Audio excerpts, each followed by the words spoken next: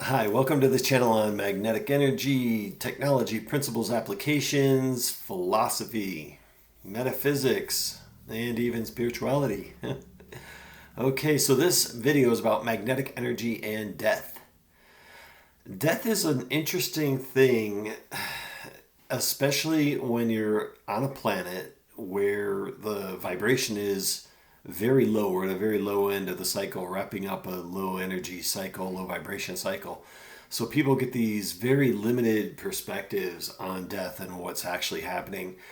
And so let's just try to give a little bit from a magnetic energy perspective. So things that are in our physical existence, like in our what we commonly think of as our world or our universe, they need a energetic counterpart because there's an etheric exchange that happens between that etheric realm, if you will, and what's happening in the physical world. And that's how the physical world is essentially sustained. That's how we exist. That's how all of this is here. And so the human body has this energy body connected to it. And that's important because that's where we get this essentially this exchange of etheric energy. So the physical body can just, as the physical body passes away, for whatever reason, it doesn't necessarily matter. The energy body is sustained. Okay, so the energy body then has the ability to reconnect with another physical body. And so the energy body doesn't really go away. That's a permanent thing, and the energy body can, in fact, go through, many, countless incarnations. It can have that. Now, us, the real us, we aren't even the energy body. The energy body is a mechanism. It's a thing that we use, and this is as technology comes online, magnetic energy comes online, and consciousness begins to shift and raise up, people will understand this and know this deeply, and there'll actually be technology that can actually track these things as well. So there's information that goes from our physical body to our energy body, and then from there it goes off to a very high vibratory rate. And there's subtle magnetic resonance signatures in everyone's energy body. Okay, and well, obviously in their physical bodies as well, but in their energy bodies. So those energy bodies are then connected to what you could say is the real you that is at a much higher level of vibration, a higher dimension, that is essentially able to be connected to these energy bodies, which then in turn really run the physical bodies that we commonly call our incarnations. So there's this exchange of information, there's this exchange of energy between the physical body and the energy body, and then that is also loosely connected to the real you. And so part of the issue that's happening on our planet right now is everyone's physical body. Now, these are obviously, our incarnations are quite complex. They're quite extraordinary, and they have a lot of subroutines, if you will, or subconscious levels that run them, and they can essentially run automatically for the most part. And so there's that the vibratory rate of a physical body, what we would call our physical bodies, is really, really tightly connected to the vibratory rate of the planet. And so left untouched or left uninfluenced by a higher level of awareness or higher consciousness, that physical body is almost like an animal, and it will respond to the vibratory rate of the planet. It will react in fear, it will react in violence, it will have a lot of tendencies that match the current vibratory rate on the planet, kind of like an animal. But as higher conscious beings, we can influence that through our interconnectivity, through our energy body, and we can have this ongoing influence you may sense that in a meditative state, but it's this type of thing where it's only applicable, or it only changes the vibration temporarily. So let's say you're in a higher state of consciousness. Maybe you're in a meditative state, or you're just having a great day or something, and you influence the tendencies and the desires of that physical body, and your expression is it's a higher vibratory expression of love or freedom or happiness and all that. And then the next day you get into this low vibration, and your kind of the more physical body is doing its thing, and it's just connected to the environment, to the planetary, the vibratory rate. And so if we don't continuously strive to keep that up, then we will basically just match the vibration on the planet, which is low right now.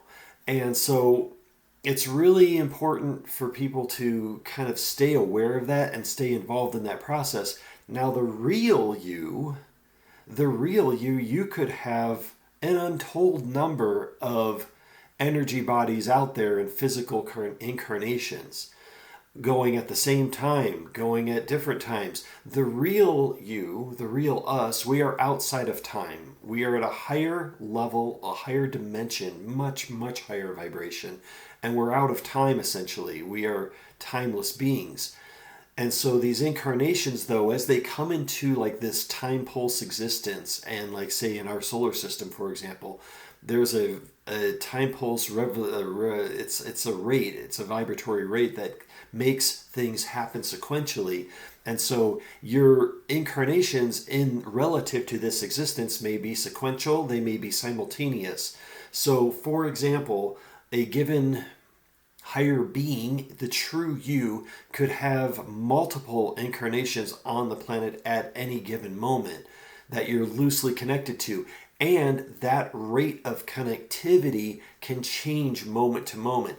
So you could influence any number of incarnations, more or less. And there's a number of different factors and a number of different influences that can happen on the people, on incarnated beings, if you will, at any given moment.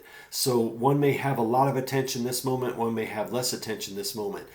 And it's very common as you get into these higher states of consciousness, and as humanity raises in consciousness, people will be able to move around to their different incarnations and check them out.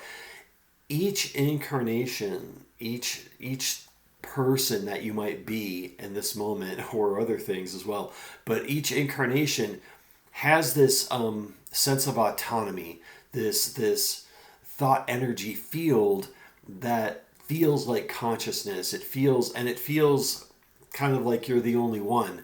But as you travel, as you get into a higher state of awareness and you start connecting or looking at your other incarnations, you quickly see that each one of those incarnations has that same exact experience.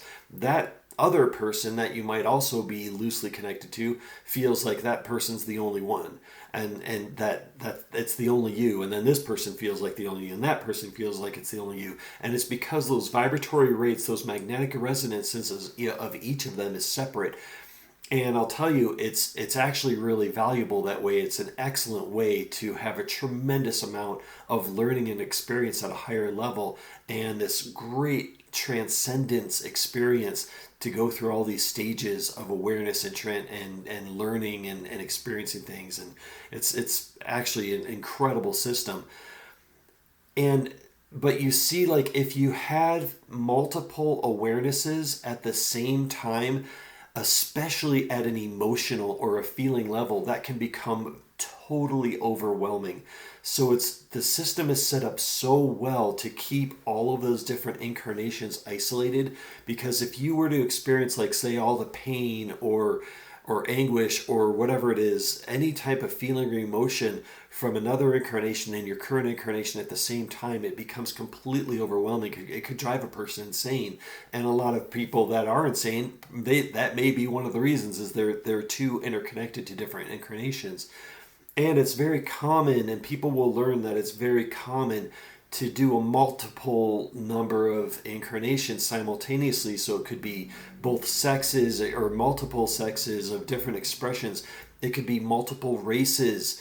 of different expressions at the same time. It could be you and your enemy at the same time, you and a person you're in conflict with at the same time, you and family members at the same time. That could all be directly connected to the real you doing all of those incarnations at once. And so it's when people think about like violence toward one another or violence toward the planet or rioting and all these different things, you could be hating the very person that you also are. You could be hurting the very person that you are also connected to.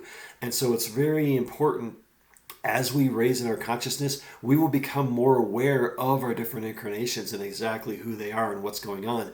And it's actually kind of trackable too, because there'll be magnetic resonances, subtle resonances that will say, wow, that's you're connected to that, you're connected to that.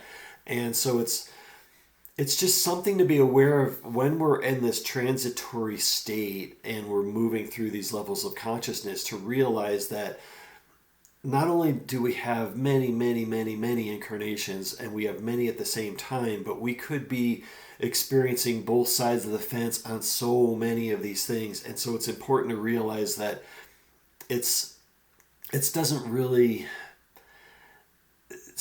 basically stop hurting each other, stop having war, stop having conflict that's unnecessary, or even if you think it's necessary, there's other ways to resolve this, and we're usually just fighting amongst ourselves and people and other higher beings that we're either closely connected to, or it's really just us. And so it's a kind of a call for peace. And as consciousness raises around the planet and people become more aware of it, that's one of the motivating factors that leads to things like global peace, is because as that interconnectivity raises in our awareness and it raises in the global awareness, and you realize that the very person that you're fighting against is also you, it's also connected to you, then that really kind of changes things. And it's like, well, what am I doing? Why am I doing this to myself? Why am I doing it to someone that I'm very close to at a true higher level? And so there's really no such thing as death other than the physical body, but those come and go, and they come and go a lot, and we are constantly changing them out.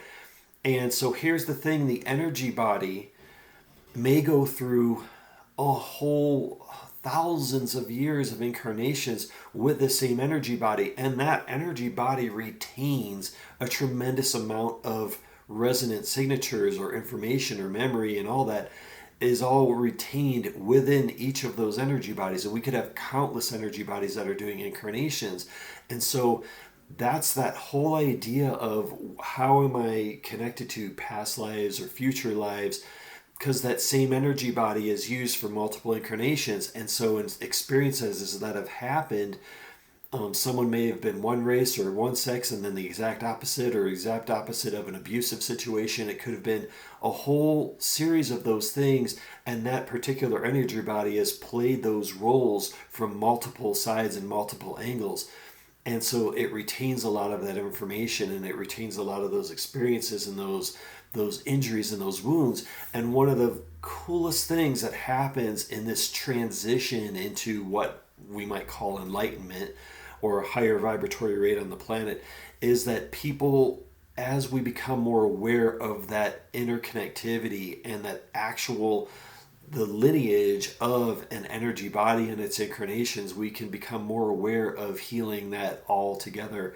And that's that whole idea of past life or future life healing, multiple life healing, simultaneous life healing, and then healing of other incarnations that we may also be connected to, and that other people and other higher beings are connected to, and supporting each other in that process. And so you can kind of see how you get this incredible amount, this multiplier, this it's this the healing goes out like this.